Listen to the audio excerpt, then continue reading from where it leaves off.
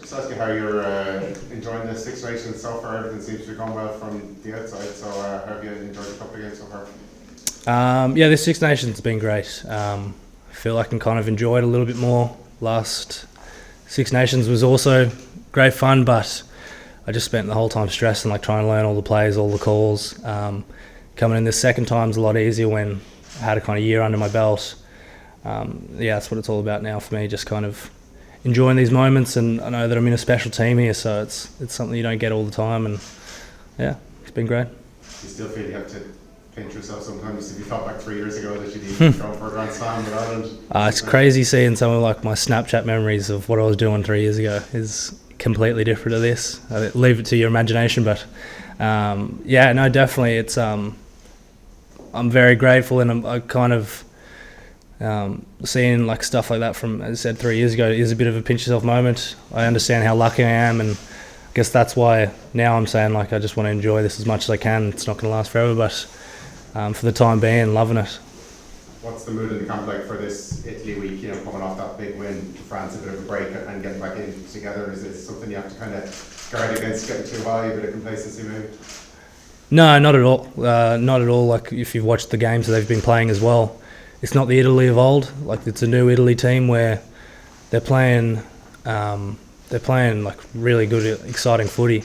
Their attack's been unreal, and they've got some genuine superstars in their team now, which they probably haven't had before. They've been a lot more consistent, so maybe in past years you could get a bit complacent, but every team's kind of firing on all cylinders at the moment, so it makes our job a lot easier to focus in on them.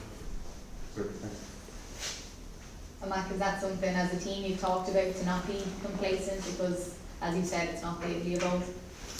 Yeah, it's with every week, no matter what team we're playing.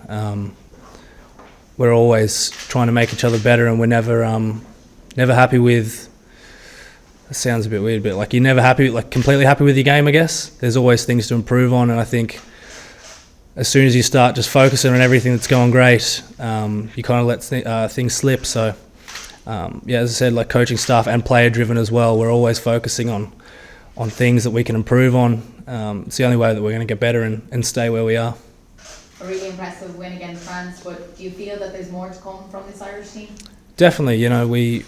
We had a great start against Wales and kind of took our foot off it a little bit.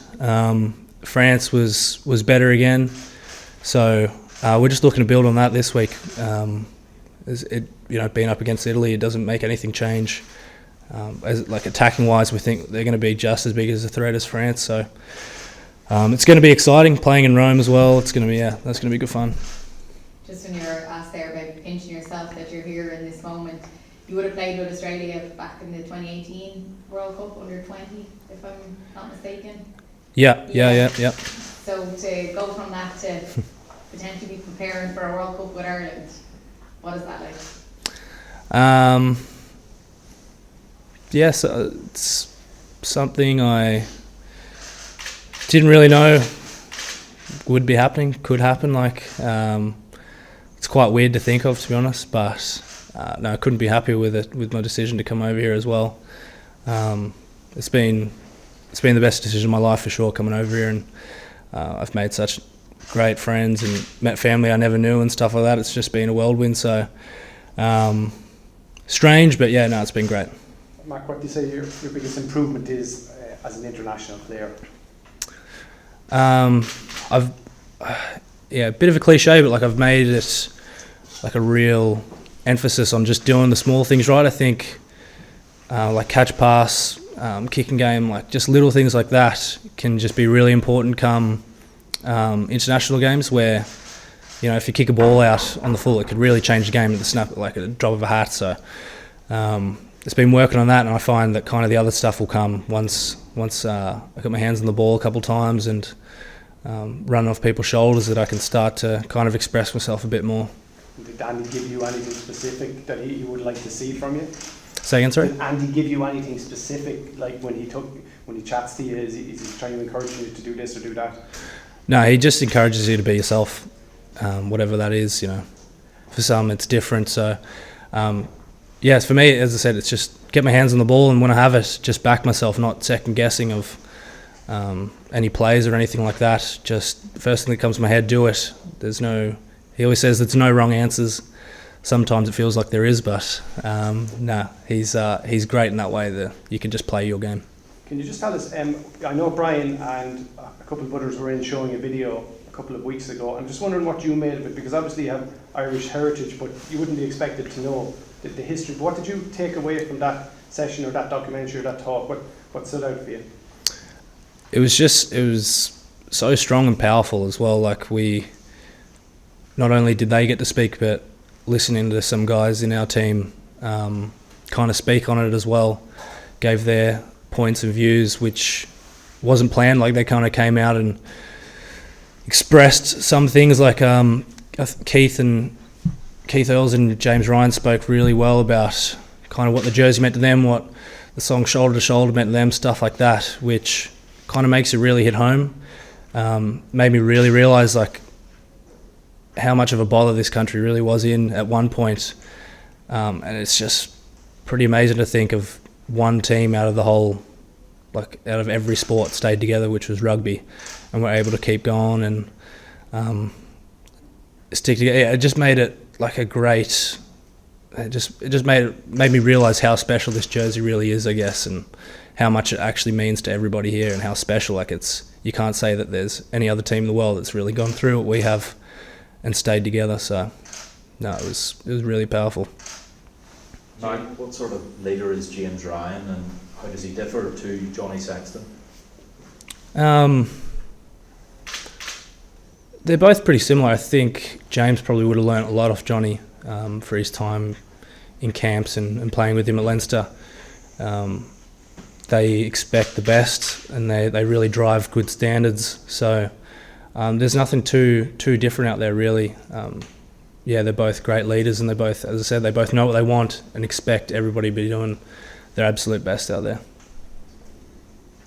Mack, just going back to that France game, there was a moment there where it looked like you were certain for a try, and Dupont managed to hold you back and drag you off. Were you surprised at his strength there? Yeah, I've believe it or not, that gets brought up a lot, the Dupont try. So pretty rehearsed in what I say here, but no, I think it just it showed his brute strength first of all, but it also just shows how smart of a player he is. Like, I've seen plenty of people in the same situation where they just try to tackle the player out, and that's kind of it. Like, I've never seen anybody go directly for someone's hips to like lift them off the ground so they can't go forward. Like, it was just, to be fair to him, it was pretty smart. Nothing I could really do about it. Maybe someone a bit bigger than me could have powered over, but I think it just shows like what kind of caliber player he really is. You learned something from that? No, I don't know what else I could have done. Like, if I was in that situation again, maybe I'll just dive, like jump in the air or something like that, something a bit different. But it was some play from him. Thanks. Mack, after the break week, how do you go about kind of trying to get back some of that momentum, harness it, and bring it into the game of the weekend? Comp kind of just starts again, I guess. It's everyone's everyone's buzzing and so pumped for the first game that it's kind of easy to get up for, and it's pretty much the same when you come back from a break. We know how important every game is. A loss or not getting a bonus point could be what makes or breaks your whole competition. So it's quite easy to get up for these games. Like, you got to win every single one, as I said there. So it's not too different from maybe like the start of the comp, I'd say. You said earlier that there's more to come from this team. What specifics have you been working on trying to improve from those first two games? Just staying in it the whole time, not letting teams off at all. Just really being cutthroat throughout the whole 80 minutes. I think if we put together a whole 80-minute performance, that not only are we going to beat teams, but we're going to put a good few points on them as well. So, it's just staying in every moment, staying in every play is really going to make us hard to live with. Is this the best Italy team you've seen, and where do you think they've improved specifically?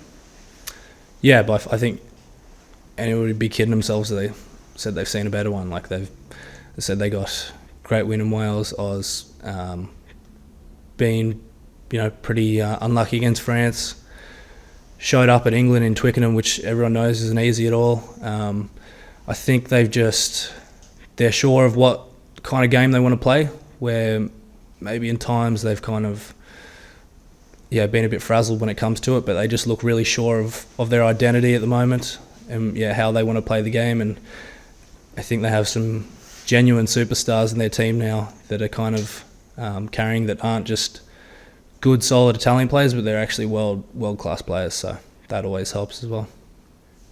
Have you done much study on Capuzzo? You might come across him, so you're going to come across him at some stage. What stands out about him, or have you identified a way to keep him quiet? He's just quick. He's just an eyes-up player.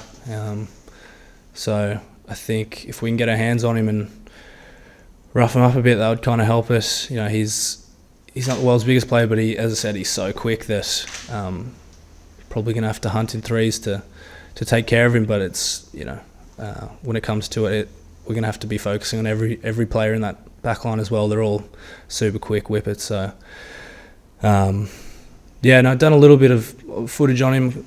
He'll be dangerous, but no, ready for him.